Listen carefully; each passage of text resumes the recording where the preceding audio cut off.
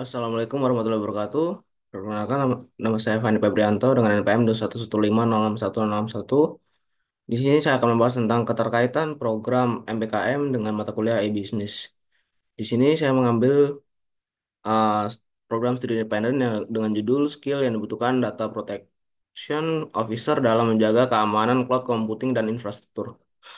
Kegiatan studi independen ini yang diambil yang saya ambil adalah skill yang dibutuhkan untuk cloud computing di mana diadakan oleh PT Gama Multi Usaha Mandiri yang dilaksanakan pada tanggal 16 Februari sampai 30 Juni 2024. Program ini terdiri dari penyampaian materi, belajar individu, soft skill, dan proyek akhir dalam bentuk tim. Pada proyek akhir, setiap kelompok terdiri dari 5 orang dengan tugas yaitu melakukan penetration testing pada website pemerintahan yang sudah ditentukan oleh pihak mitra dan juga sudah mendapat izin secara resmi dari pihak yang bersangkutan. E-bisnis atau bisnis elektronik adalah segala jenis aktivitas bisnis yang dilakukan melalui internet atau jaringan elektronik lainnya. Ini mencakup berbagai aspek, mulai dari perdagangan elektronik atau e-commerce hingga mengelola rantai pasokan, layanan pelanggan, dan kerjasama dengan mitra bisnis. Beberapa komponen utama dari e-bisnis meliputi e-commerce, manajemen rantai pasokan, manajemen hubungan pelanggan, e-marketing, e-banking, kolaborasi elektronik. E-bisnis memungkinkan bisnis untuk menjangkau pasar global, meningkatkan efisiensi operasional, dan memberikan layanan yang lebih baik kepada pelanggan. Ini merupakan hubungan dari e-bisnis dengan MBKM, yaitu pada studi independen ini saya mempelajari tentang password attack, yang mana mengamankan password dengan menggunakan beberapa cara, yaitu dengan mengubah protokol website dari HTTP menjadi HTTPS dan yang lain-lain. Berikut merupakan manfaat dari pengamanan password. Eh, yang pertama ada pencurian data pelanggan, yaitu serangan password bisa mengakibatkan peretasan peretas mendapatkan akses informasi sensitif seperti data pelanggan, transaksi, dan informasi keuangan. Hal ini dapat menurunkan kepercayaan pelanggan pada platform e-bisnis dan merusak reputasi bisnis. Yang kedua ada kerugian finansial, yaitu jika peretas berhasil masuk ke dalam sistem keuangan dan atau platform e-commerce, mereka bisa mencuri uang langsung, mengalihkan pembayaran, atau bahkan mengubah informasi keuangan bisnis.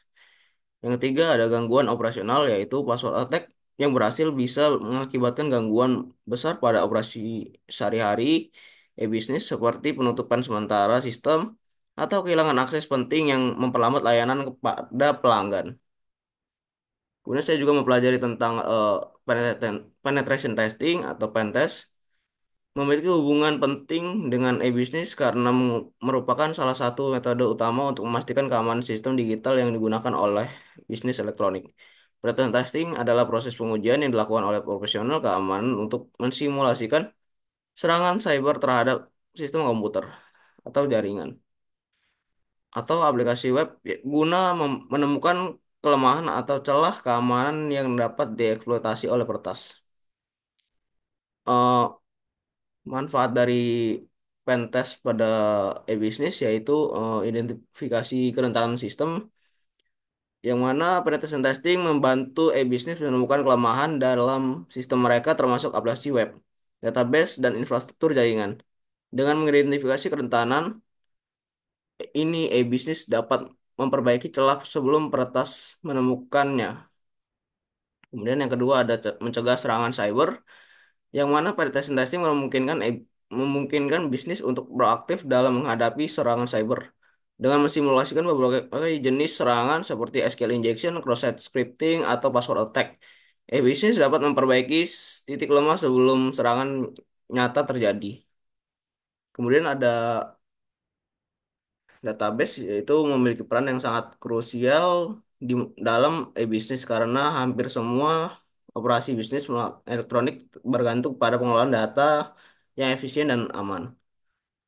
Yaitu manfaat yang pertama yaitu keamanan data, yaitu dalam e-bisnis keamanan data adalah prioritas utama, terutama karena bisnis menangani informasi sensitif seperti data kartu kredit atau informasi pribadi pelanggan.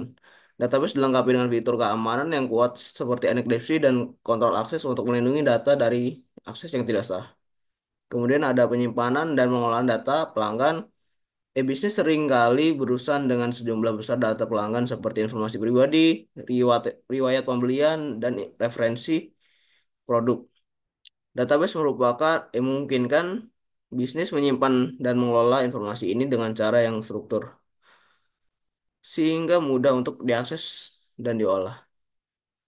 Mungkin sekian yang dapat saya sampaikan. Apabila ada kekurangan, saya mohon maaf. Wassalamualaikum warahmatullahi wabarakatuh.